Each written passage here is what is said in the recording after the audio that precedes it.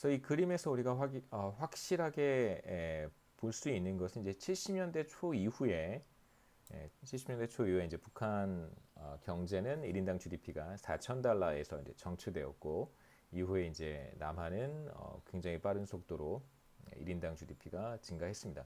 세로축을 보시면 이거 두 배씩 표현한 거예요. 두 배, 두 배, 두 배, 두 배씩 표현을 했습니다. 그래서 굉장히 빠른 속도로 남한의 1인당 GDP는 늘어났지만 90년 이후에 94년의 경에 이제 김일성이 사망을 합니다. 사망 전후로 해서 북한 경제가 매우 이제 안 좋은 상황으로 들어갔다는 것을 알 수가 있죠. 그래서 시사하는 바가 매우 크다고 생각합니다. 90년대 초에 북한 경제 1인당 GDP가 오히려 이제 감소하는 정확한 데이터가 사실 없기 때문에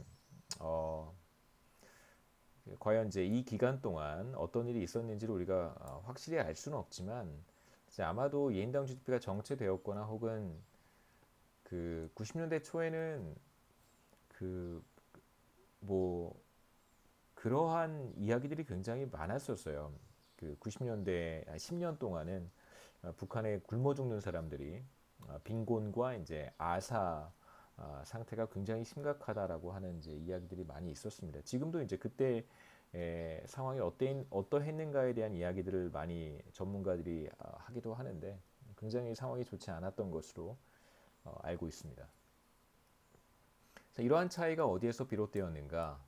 지금은 뭐 비교할 수도 없을 정도의 이제 경제 규모 차이를 보여주고 있죠. 자, 이 사진은 위성 사진이고요. 2012년에 촬영한 것입니다. 사실 이거보다 조금 더 드라마틱한 사진들도 많이 있는데요. 북한 지역에는 거의 어두움, 위성 사진이기 때문에 야간 위성 사진이어서 남쪽 지역은 뭐 수도권 다 아시죠? 굉장히 밝다는 것을 알 수 있지만 이제 북한 지역은 평양 뭐 이런 지역 이외에는 사실 빛이 거의 없다는 걸 우리가 알 수 있습니다. 그래서 몇 가지 사례를 추가로 우리가 한번 생각해 볼 수 있는데 뭐 중국 한번 생각해 보죠. 중국 같은 경우에는 지금 뭐 전 세계에서 미국 다음으로 혹은 미국을 앞지르지 않았나 이런 생각이 들 때도 종종 있는데 경제 규모에 있어서는 1인당 GDP는 아직 그렇게 높지는 않습니다. 하지만 이제 경제 규모에 있어서 GDP 총량에 있어서는 사실 뭐 미국과 거의 맞먹는 수준이 아닌가 혹은 어떤 데이터에서는 GDP 규모가 이제 미국보다 더 크게 나오는 경우도 있습니다. 중국은 이제 그 1950년대 말에 대약진 정책, Great Leap Forward라고 이제 번역을 하는데요. 대약진 정책 혹은 뭐 대약진 운동 이런 것을 추진을 했었습니다. 그 다음에 이제 80년대 들어서면서부터는 이제 자유화, 80년대, 90년대부터는 등샤오핑 체제 하에서 경제 자유화를 추진을 했는데요. 우선 대약진 정책, 대약진 운동을 간단하게 한번 살펴보겠습니다. 1958년에 마오쩌둥은 수년 안에 중국을 선진국 수준으로 끌어올리고 싶었어요. 그래서 끌어올리기 위해서 다양한 정책을 수립을 하고 이것을 대약진 운동으로 전개를 했습니다.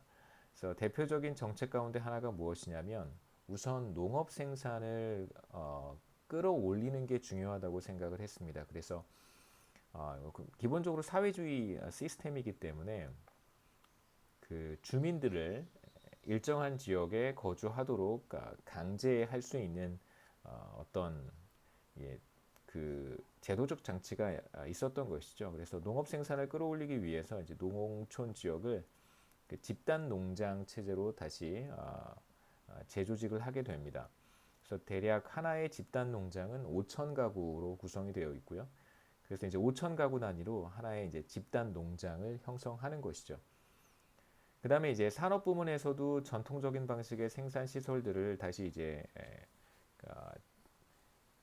리얼로케이션 하는 거예요. 그러니까 우리가 앞서 이피션시에 대한 이야기에서도 봤듯이 리얼로케이션을 잘 하면 사실 이거는 개개인의 어떤 의사결정에 의해서 최적화에 의해서 리얼로케이션이 되는 것이 아니라 정부가 어떤 의도를 가지고 계획 경제 시스템이기 때문에 정부의 의도에 맞추어서 생산 요소를 리얼로케이션 하는 것이었습니다. 그래서 산업 부분에 있어서도 전통적인 방식의 생산 시설들을 집단 지역 용광로 방식이라고 이제 보통 번역을 하는데요. 대체를 하게 됩니다. 그래서 이제 불행하게도 대약진 운동의 다수 정책들은 다 실패를 했는데요. 그 기본적으로 경제학 원론만 공부하면 다 알 수 있는 내용인데 인센티브가 제대로 작동하지 않기 때문에 그런 것이죠. 여러분 지금 우리 정부가 뭐 지금 현 정부뿐만이 아니라 과거의 정부도 그렇습니다. 어떤 정책이 실패하는 혹은 뭐 제대로 워킹하지 않는 여러 가지 이유 중에 대표적인 것이 바로 인센티브의 문제인 것이죠. 경제학 원론에서 다 얘기하는 것들인데 사람들은 자신의 인센티브를 잘 생각을 해서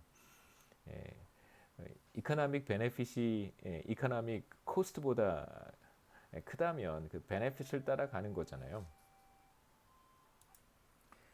몇 가지 이유를 우리가 생각해 볼 수 있는데 뭐 우선 집단 농장을 관리하는 관료들의 무능력이라고 볼 수 있는데요. 사실 관료들이 능력이 없어서라기보다는 관료들도 자신의 인센티브에 따라서 행동하는 것이죠. 관료들의 목적 함수, 관료들이 추구하는 바는 사실 집단 농장의 생산성을 높이는 것이 아닐 수도 있습니다.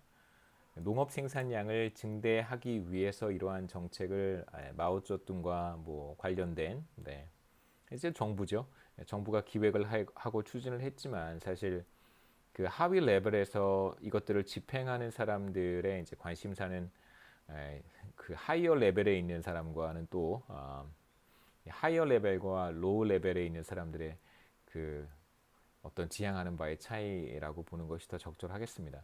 집단 농장에 속한 소작농들에게는 열심히 일을 하거나 효율적으로 일을 하려는 인센티브가 사실 없죠. 예. 자신에게 돌아오는 것이 별로 없기 때문에 뭐 기본적으로 배급제잖아요. 배급 사회이기 때문에 더 많이 일을 해서 생산량을 높인다고 하더라도 직접적으로 집단 농장에게 돌아오는 것은 사실 거의 없습니다. 지역 용광로에서 생산된 철의 경우에는 이제 품질이 떨어져서 사실 사용하기가 어렵고요. 이러한 사례는 여러분 소비에트 유니언, 구소련이죠. 러시아의 전신인 러시아와 이제 몇 위성 국가들 전신인 이제 소비에트 유니언에서도 비슷한 일들이 나타납니다. 정부가 어떤 생산 품목에 대한 오더를 내려주면 철판을 생산하라라고 오더를 내리면 전혀 사용할 수 없는 철판을 생산해내는 그런 사례들이 굉장히 많습니다. 그래서 지방 공무원들은 이제 해당 지역의 농업 생산량이 늘어나지 않았음에도 불구하고 인센티브가 다른 방식으로 작동하는 것이죠. 허위 보고를 하게 되고요. 그래서 중앙정부에서는 그러니까 중앙공산당이겠죠. 중앙정부에서는 이제 지방 관료들의 잘못된 보고서를 그대로 신뢰를 했습니다. 그러니까 사실 비슷한 상황이 계속해서 벌어지는 것 같아요. 그러니까 이번 이제 코로나 바이러스 관련해서도 비슷한 상황들이 계속해서 벌어지는 것 같습니다. 물론 저희 이제 클래스에 중국 학생이 있어서 제가 가능한 이렇게 조심스럽게 말씀을 드려야 될 것 같은데 그 우한 지역에서 시작된 코로나 바이러스의 경우에도 관료들의 어떤 실수가 이런 비슷한 형태겠죠. 이런 비슷한 형태의 실수가 과오가 나타났다고 생각합니다. 그래서 이러한 잘못은 사실 뭐 중국의 한 어떤 국가에 국한된 문제는 아니고요. 우리도 비슷한 사례들을 굉장히 많이 찾아볼 수 있어요. 그러니까 로워 레벨에 있는 관료들의 어떤 인센티브와 이제 하이 레벨에 있는 관료들의 인센티브가 서로 다르기 때문에 그런 것이죠. 그러니까 실제로 농업 생산량을 끌어올리는 것이 이 사람들의 목표가 아니었을 수 있습니다. 중앙정부 입장에서는 이제 지방 관료들의 보고를 그대로 신뢰를 했던 것이고요. 그래서 농업 생산량이 늘어났으니까 중앙정부는 이제 어떤 의사결정을 하게 되냐면요. 기존에 이제 집단 농장 시스템을 좀 개편을 하고 싶었어요. 그래서 농경지를 축소를 하고 이제 산업 부문으로 이제 공업 생산 쪽으로 트랜지션을 만들어 가고 싶었던 것입니다.